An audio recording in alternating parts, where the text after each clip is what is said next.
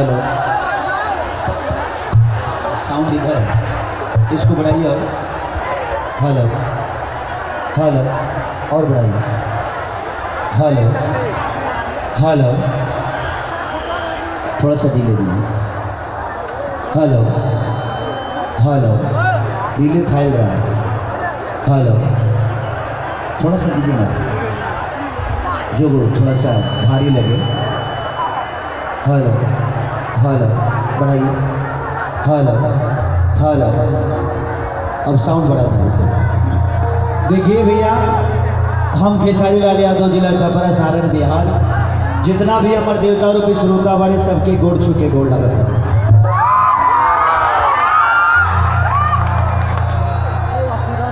पप्पू भैया को मैं अपना आदर्श मानता हूँ। इससे बड़ी जब भी बाढ़ पीड़ितों के लिए कुछ करते हुए इनको देखता हूँ तो मुझे लगता है कि ये एक नेता नहीं, एक बेटा बन के आप सबका सम्मान करते हैं और एक बेटा बन के आप सबकी रक्षा करते हैं। कि सभी के बन के मसीहा देखो खाना होले बाढ़ में, कि पगलाई लिखे सरिया पप्पू भैया के प्यार।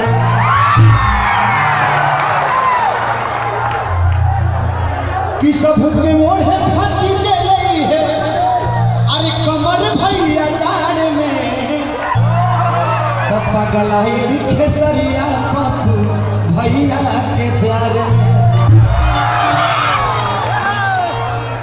इनका एक भी वीडियो में मिस नहीं करता, हमेशा जहां भी रहता हूं भैया के हर कुछ काम की वीडियो जो दुनिया लोड करती है देखते रहता हूं। इनसे कुछ सीखने को मिलता है, समाज के लिए कुछ करने का ऊर्जा पैदा इनको देख कर होता है। तो बहुत कम ऐसे इस धरती पे नेता बहुत पैदा होते हैं, लेकिन बेटा कोई कोई पैदा होता है। जो आप सबके धरती के एक ऐसे लाल है, ये आज खेसारी लाल यहाँ पे आप सबका बेटा बन के आया है, लेकिन खेसारी से भी बहुत बड़ा जिगरा पप्पू भैया का है, जो इतना सम्मान आप सब देते हैं। मैं चाहूंगा कि खेसारी के लिए नहीं, खेसारी के बड़े भाई के लिए एक जोरदार ताली आप सब बजा दें। दिखाओ बाबू, दिखाओ।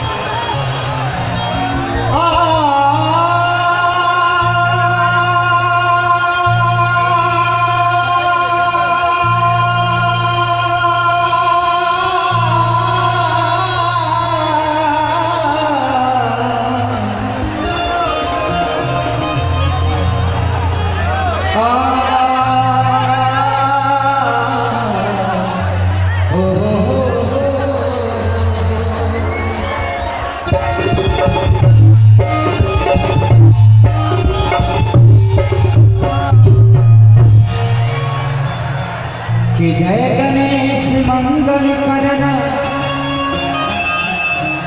विघ्न हरो गणराज, एक दंत करी बलि वदना, सिद्धि करो ममता।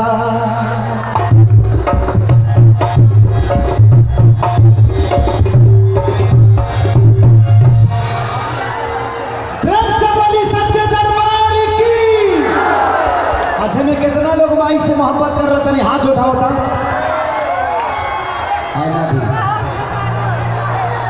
और कितना लोग अपना मेहरारू से कर रहे थे, हाथ उठाओ। जाने के लिए हवा नहीं खा भाई, जो है वो हाथ उठा ले अपना मेहरारू से, दूसरा का मेहरारू से ना। अच्छी बात है, अपनी बीवी से बहुत मोहब्बत करिएगा आप सब। एक बीवी का बहुत बड़ा योगदान है खेसारी के ऊपर। मेरी शादी नहीं हुई थी तो मैं भैंस चराता था, दूध में पानी मिलाकर बेचता था। और दिल्ली शहर में मेरे साथ मेरी वाइफ लिट्टी चोखा 2 साल तक बेची है। वो बनाती थी और मैं बेचता था। लेकिन यार उसी का कहीं ना कहीं योगदान और उसकी पूजा कहिए या उसकी त्याग कहिए कि मुझे सांड की तरह इस दुनिया में छोड़ दिया। कि माँ के ज्योति से नूर मिलता है, सबके दिलों को सरूर मिलता है। कि माँ के दरबार में जो जाए खाली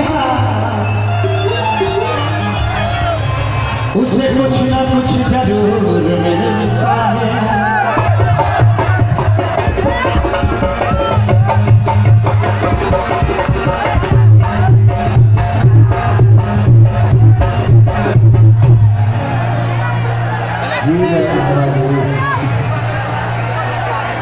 चलिए थैंक यू पप्पू भैया को कि आज मुझे लगता है कि 7 से 8 लाख पब्लिक इस धरती पे है और सिर्फ खेसारी को आशीर्वाद देने के लिए आई है, पप्पू भैया को आशीर्वाद देने के लिए आई है। मैं शुक्रगुजार हूँ पप्पू भैया का और प्रेमचंद्र भैया का कि प्रेमचंद भैया को जैसे मैं आज यहाँ तक पहुँचा, मेरे गांव के हैं, बड़ी मोहब्बत देते हैं। हाँ बाबू कन्याओं का एक भक्त माई के दरबार में गई और कहा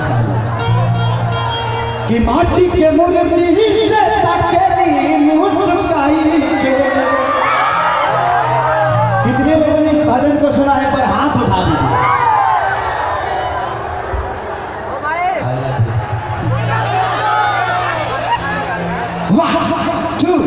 वन टू थ्री फोर।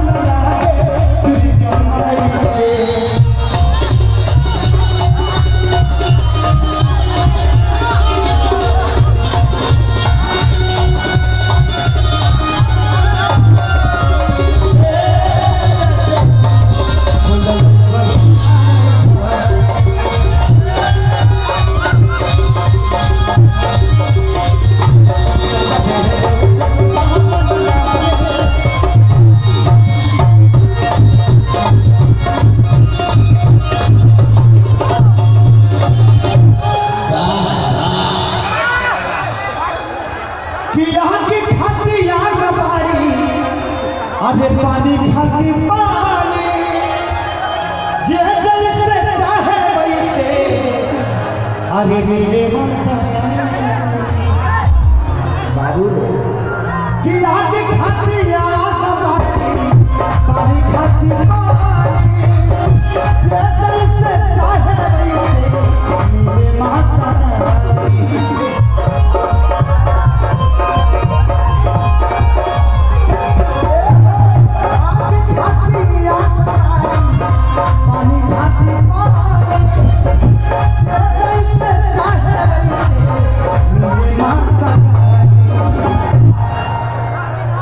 कि मैया सबके दर्शन देली मौज हरिसाली के। कि अजब रूप सुहावना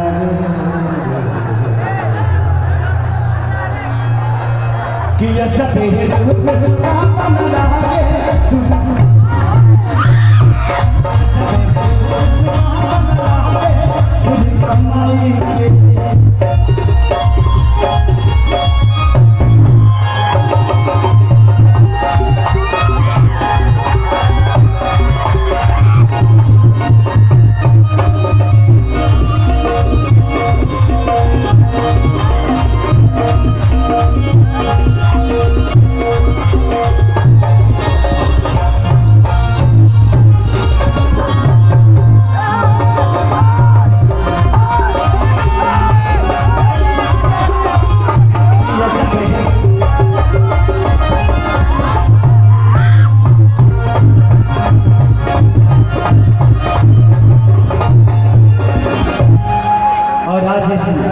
पावन पवित्र धरती को छू के मैं आज डर गया कि मैं ऐसी जगह पे आया हूँ जहाँ 7 से 8 लाख पब्लिक का आशीर्वाद खेसारी को साक्षात मिल रहा है। और मेरे बड़े भाई पप्पू भैया का देन है, प्रेमचंद भैया का देन है, ये हमारी माँ समान भाभी रंजीता देवी का ये देन है कि आज मैं इस जगह पे आकर आप सबका प्यार ले रहा हूँ। बाबू रे कि जब से बैठल मैया अरे आके पंडाल में अजबे के बुझा देखा अरे बातें प्यारे लाल में। गाना मानिए दिनेश लाल यादव निरहुआ के बड़ भाई जेकर नाम प्यारे लाल कवि उन्हें के लिखल गाना बड़ी प्यार देते हैं खेसारी को छोटे भाई की तरह। उन्होंने क्या लिखा कि जब से बैठल मैया आके पंडाल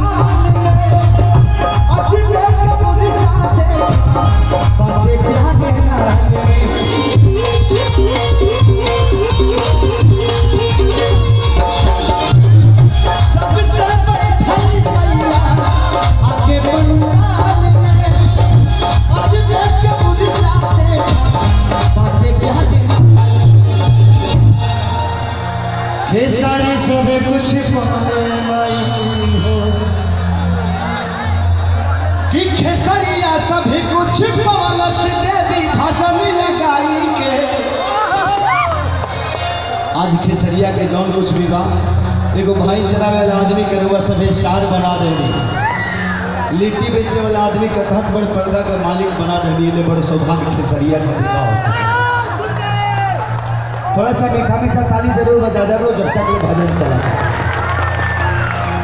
कि खेसरिया सभी कुछ भजन लगा कि अजबे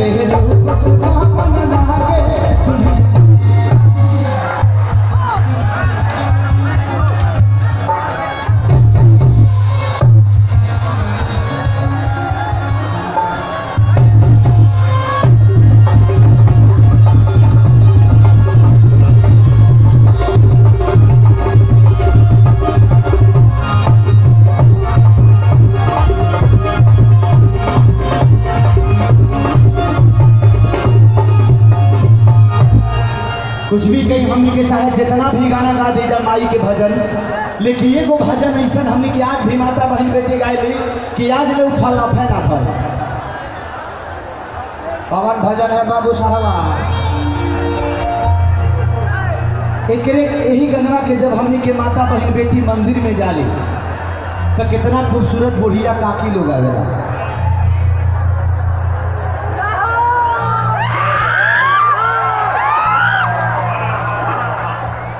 आरे गाये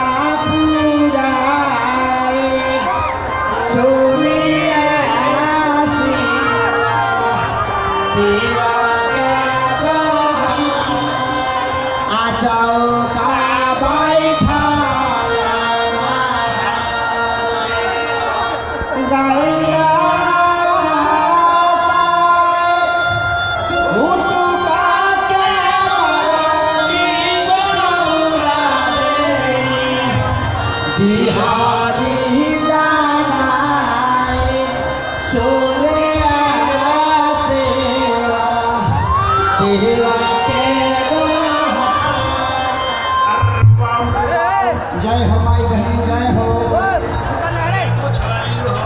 मोछ वाली माई हो फिर बका के अच्छा गाओ तारीफ से। और दिया लिखिए एक बड़ा सुंदर, जब माई के मंदिर में जाली से तक आ गए सब के मिया के दार हमैया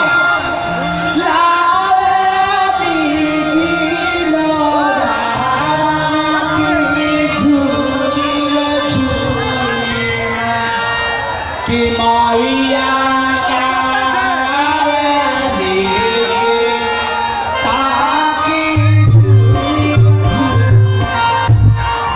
भैया हमी के पुरनिया काफी लोग अनवा के गावे, लेकिन आजकल के लड़के जींस पैंट पहले तरी से, टी शर्ट बदल ले तरी से, एगो ट्रैक्टर के गियर लेखा सिक्की लगा ले तरी से, थारी सजा ले तरी से, कपूर बांध ले तरी से, गाना कौन गाओ तरी से बाबू कि ये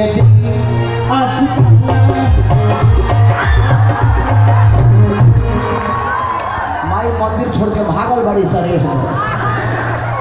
बाप रे बाप, अब ये करे दिला से कल हमारे यहाँ बोल के पता चल जे फिर बाढ़ आई गाड़ी लेके आई। एक औरत अपना पति से कह कि का हो बंगलिया के दवा बंद भइल बा, तब तू दशहरा में कहाँ सुत गई रहा। औरतिया कहते बाबू तने बढ़ा दे रे,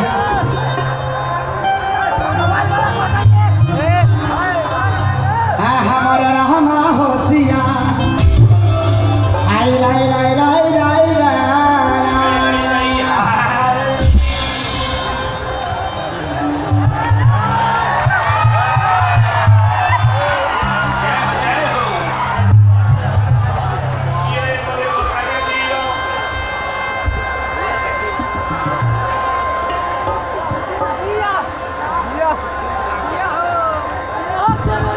कि कहाँ बिटवलहना तू रतिया, कहाँ बिटवलहना कि कहाँ बिटवलहना ओ तू रतिया, कहाँ बिटवलहना। 1 2 3 4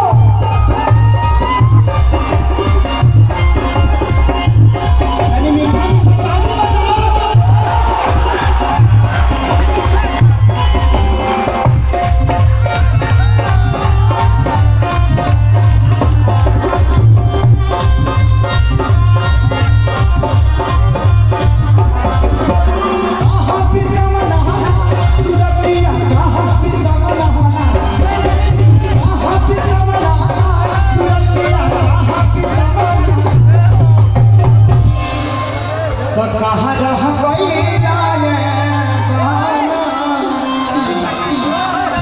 तमाई के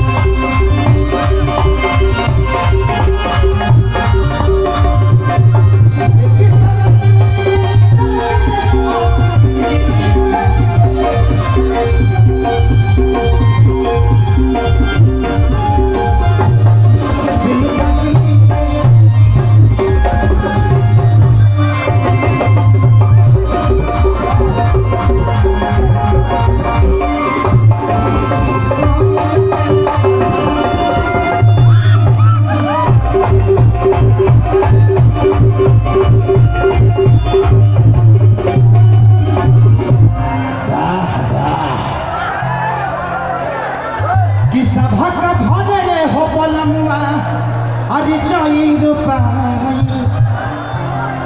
अपन घरे अभी तक ले कल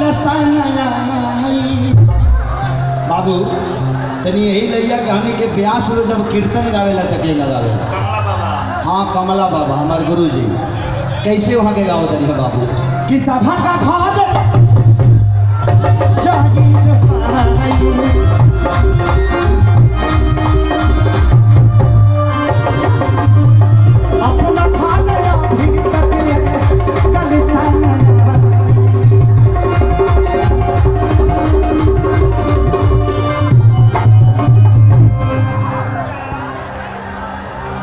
कहाँ बितवलाना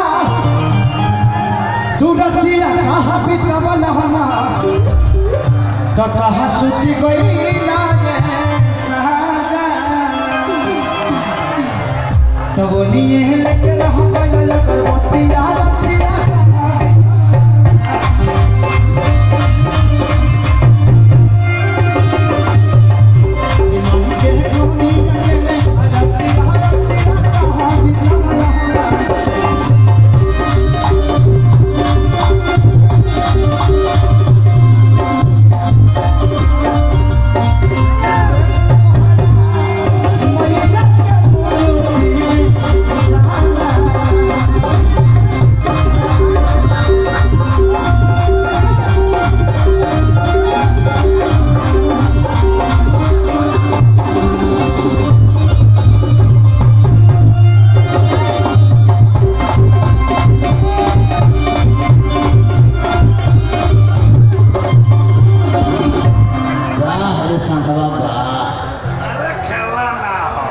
और ये लास्ट में कह दिया कि पूजा करावे मैले अरे पवन पुजारी आ तू कहाँ रह गइला ए सैया खेसारी। I love you. देखिए आप सब ने इतनी मोहब्बत दी है ना कि आपके सामने आने के बाद मन करता है कि इतना गाए इतना नाचे कि यही मरिए जाए,